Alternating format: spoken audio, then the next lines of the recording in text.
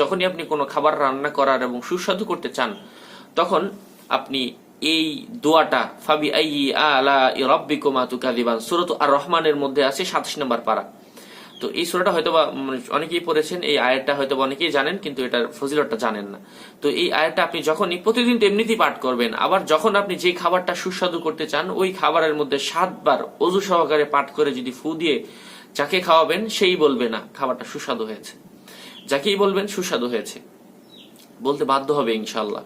তো বন্ধুরা, এই আমলটা আমরা সকলেই করব, আশা করছি অনেক উপকার পাবো। যখন বোনেরা তাদের স্বামীদেরকে খুশি করতে চাইবে তারা চাইলে এটা করতে পারে, তার মা বাবাকে খুশি করতে চাইবে, অথবা বোনের যখন বিবাহ হবে তখন তাকে দেখতে আসবে, তখন যারা দেখতে আসবে তাদেরকে রান্না করে খাওয়াবে, তখনও যদি চায় তারা এই আমলটা করতে পারে।